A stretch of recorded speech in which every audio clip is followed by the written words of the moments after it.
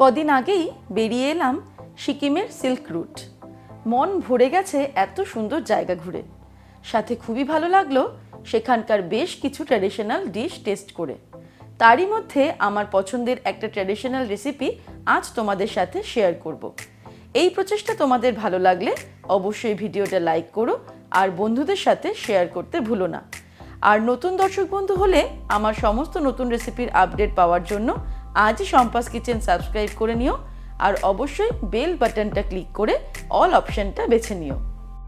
সবার প্রথমে তোমাদের সঙ্গে পরিচয় করিয়ে দিই আমাদের সিকিমের হোটেলের শেফ সোনাম শেরপার সঙ্গে। আজকে ও আমাদের একটা সিকিমিজ ডিশ তৈরি করে দেখাবে, যেটা খুবই পপুলার সিকিমিজ ডিশ।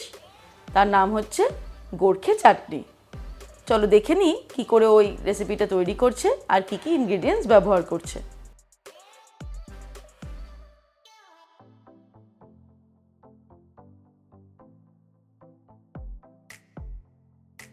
সবার প্রথমে এই রেসিপির জন্য আমাদের যা প্রয়োজন লাগবে তা হলো কিছুটা পরিমাণে টমেটো, কিছুটা পরিমাণে পেঁয়াজ। 4টে বড় সাইজের টমেটো নিয়ে ভালো করে সেটাকে ধুয়ে নিতে হবে।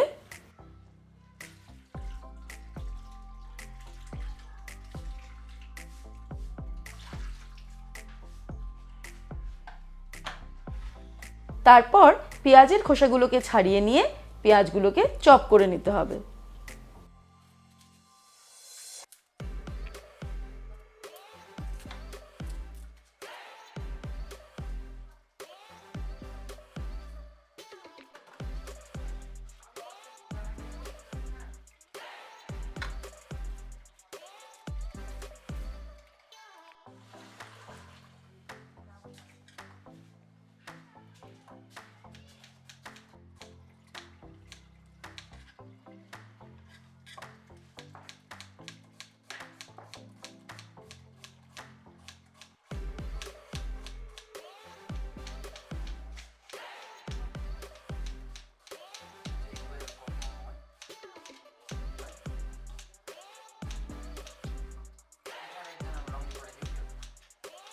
এই রেসিপির জন্য দুটো মাঝারি সাইজের পেঁয়াজ কুচিয়ে নেওয়া হলো।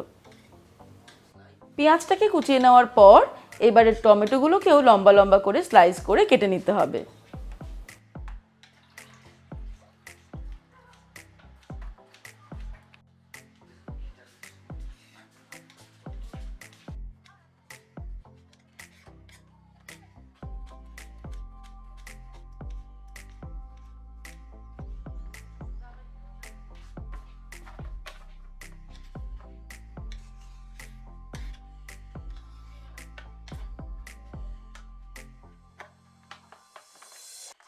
ব্যাস, টমেটো আর পেঁয়াজ দুটোই কাটা হয়ে গেছে।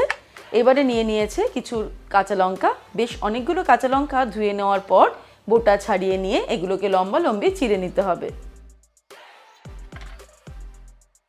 এতগুলো লঙ্কা দেখে ভয় পাওয়ার কারণ নেই। এমনিতে এই গোর্খে চাটনিটা প্রায় 10-12 জনের জন্য তৈরি হচ্ছে। আর যেহেতু লঙ্কাগুলোকে চিড়ে চিড়ে দেওয়া হচ্ছে, তাই যখন আমাদের সার্ভ করা হবে তখন খাওয়ার সময় যাদের দরকার তারা লঙ্কাটাকে কামড়ে কামড়ে খাবে। সেক্ষেত্রে টেস্টটা খুবই ভালো লাগবে। আর যাদের দরকার নেই তারা লঙ্কাটাকে কিন্তু অ্যাভয়েড করতে পারে।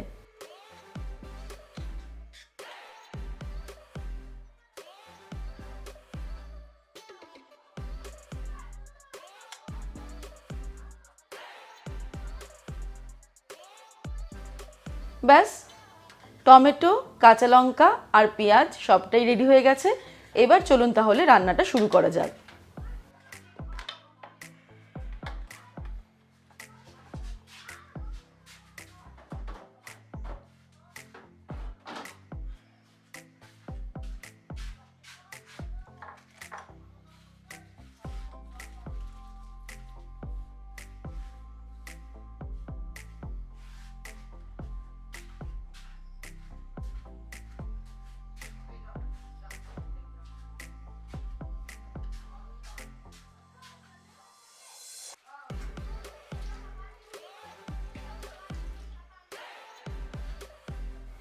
এবারে মূল রান্না শুরু করা হবে।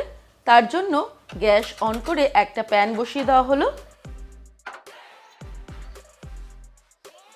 তার মধ্যে নিয়ে নেওয়া হলো 3 টেবিলস্পুন মতো রিফাইন্ড অয়েল। তেল গরম হয়ে গেলে অ্যাড করে দিতে হবে 1 টিস্পুন মতো গোটা জিরে আর দিয়ে দেওয়া হলো 4-5টা তেজপাতা। ফোড়নটাকে 10-15 সেকেন্ডের জন্য ফ্রাই করে নেওয়া হলো। এবারে এর মধ্যে অ্যাড করে দিতে হবে কুচানো পেঁয়াজ।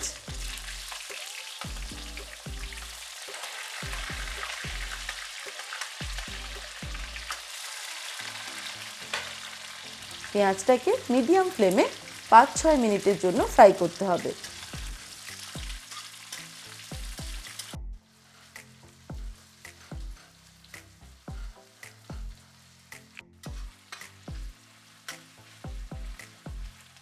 পেঁয়াজটা ফ্রাই করা হয়ে গেছে।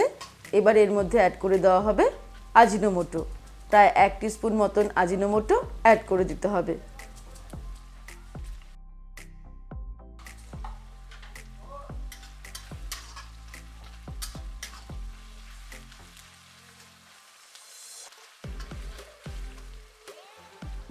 এরপরে দিয়ে দেওয়া হলো হলুদের গুঁড়ো 2 টিস্পুন,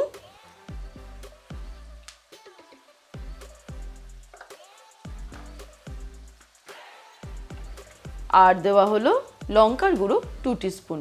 তবে ঝালটা নিজেদের স্বাদ অনুসারে দেওয়াই ভালো।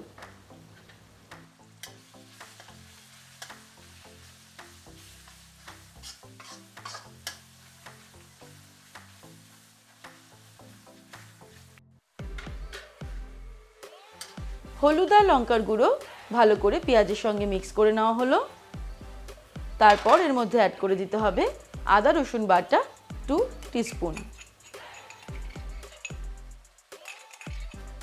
আদা রসুন বাটা দেওয়ার পরে এটাকে 3-4 মিনিট মিডিয়াম ফ্লেমে কষিয়ে নিতে হবে।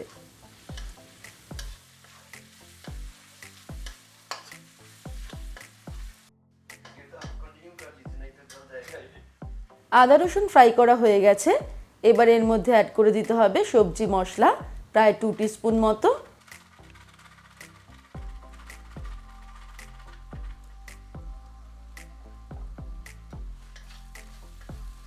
আর দিয়ে দিতে হবে নুন স্বাদ অনুসারে।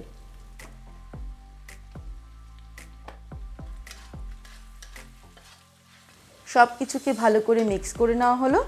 এখন এর মধ্যে অ্যাড করে দেওয়া হবে কাঁচা লঙ্কা।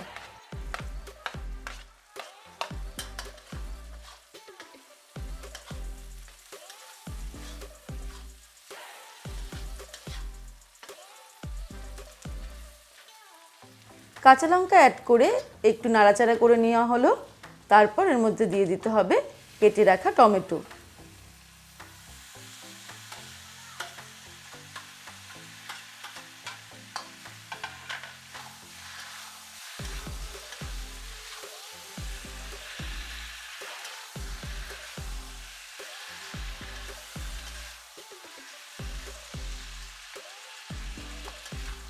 টমেটো অ্যাড করার পর মশলার সঙ্গে টমেটোটাকে ভালো করে মিশিয়ে নিয়ে নাড়াচাড়া করা হলো।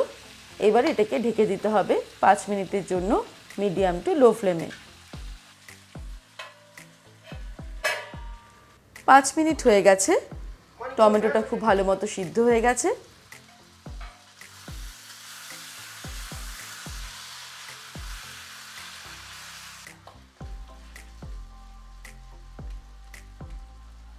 এবারে এর মধ্যে অ্যাড করতে হবে এই রেসিপির মেন ইনগ্রেডিয়েন্টস, সেটা হলো ছুরপি।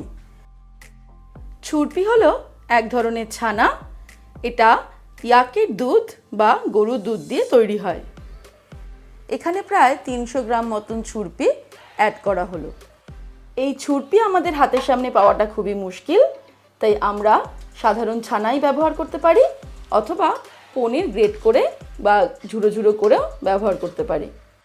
ছুরপির পরিবর্তে আমরা ছানা ব্যবহার করলে এই রেসিপির কিন্তু স্বাদের তেমন একটা পরিবর্তন হবে না। আমার তো ভীষণ ভালো লেগেছিল এই রেসিপিটা, তাই আপনাদের সঙ্গে শেয়ার করছি।